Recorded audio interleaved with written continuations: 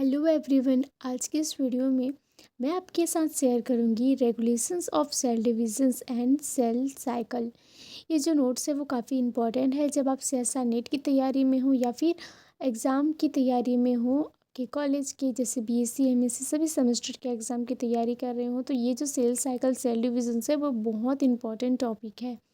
तो चलिए देखते हैं कि इस नोट्स में क्या क्या इंक्लूड किया गया है। एंड ये जो नोट्स है वो तैयार किया गया है आपके एनसीईआरटी बुक से एंड हायर कंटेंट बुक से।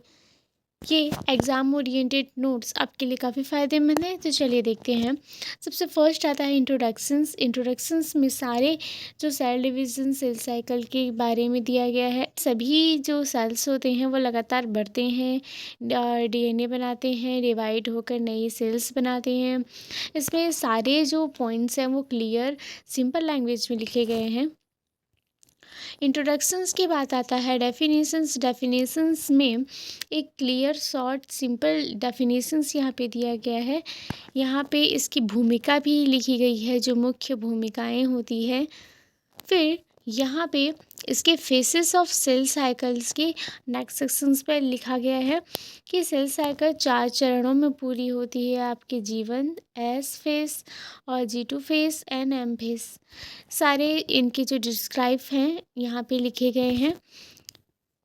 फिर आता है ये जो जीवन and S phase and G2 face मिलकर ये इंटरफेस या मध्य अवस्था बनाते हैं।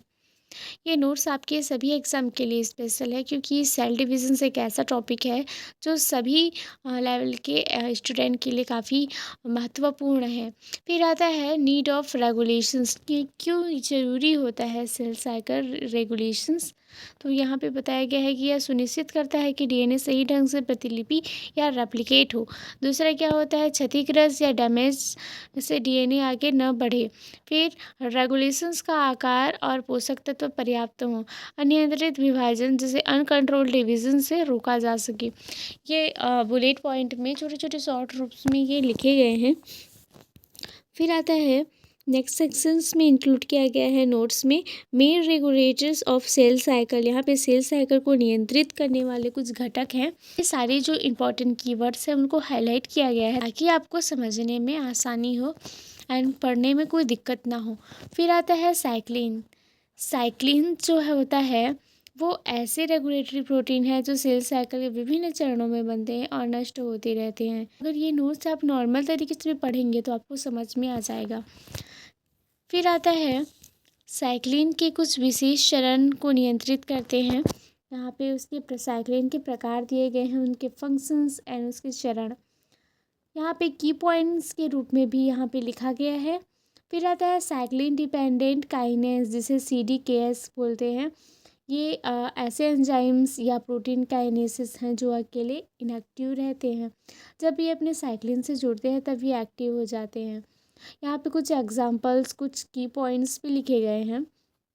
थर्ड आता है चेक पॉइंट जिसे नियंत्रण बिंदु कहा जाता है। सारे टॉपिक के एक्सप्लेनेशंस काफ़ी सिंपल एंड इम्पॉर्टेंट कीवर्ड्स यहाँ पे लिखे गए हैं।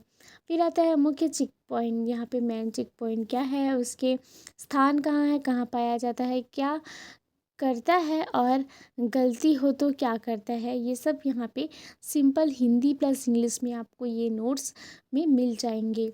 फिर आता है एग्जांपल्स। अगर डीएनए डैमेज है तो पी जो 53 प्रोटीन सेल साइकिल को रोक देता है ताकि डीएनए रिपेयर हो सके। यहाँ पे मोस्ट इम्पॉर्टेंट यहाँ पे एमसीक्यू तौर पर ये क्वेश्चंस आता है और बहुत इम्पॉर्टेंट है। प्लीज़ आप इसको नोट कर लीजिए। और ये आपको कंप्लीट नोट्स यहाँ पे मिलने वाला है, तो प्लीज़ चैनल को ज़रूर सब्सक्राइब करें। अगर ये नोट्स चाहिए तो आप कमेंट में बताएं या फिर डिस्क्रिप्शंस में जो लिंक दिया गया है आप उसे ईजिली डाउनलोड कर सकते हैं। फिर आता है ट्यूमर सस्पोजर प्रोटीन, जहाँ पे कैंसर से रोकने वाले प्रोटीन्स आते हैं। जो P53 जो गार्डियन ऑफ द जीनोम है, इसके बारे में लिखा गया है।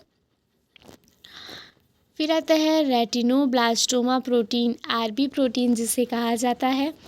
फिर फिफ्थ आता है growth factors and external signals. Exam के लिए आपके पास कम टाइम है तो ये नोट्स आपके लिए काफ़ी परफेक्ट है।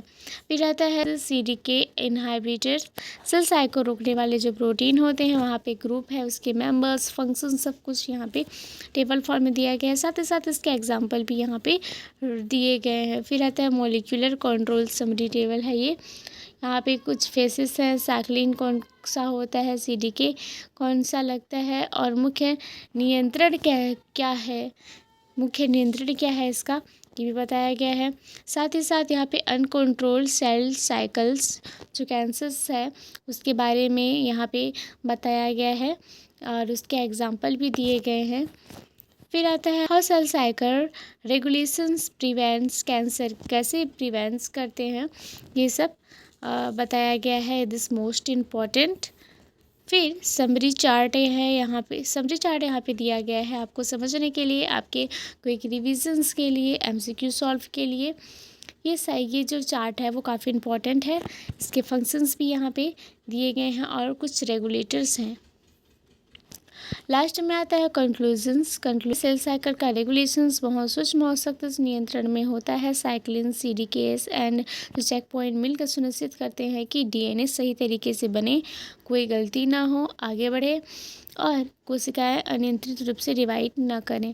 Controlled cell division is life, uncontrolled cell division is cancer. अगर आपको ये नोट्स और ये वीडियो पसंद आया हो तो प्लीज़ लाइक सब्सक्राइब ज़रूर करें, अपने दोस्तों के साथ शेयर करें और मुझे कमेंट में बताएं कि आपको और किस टॉपिक पर हेल्प चाहिए।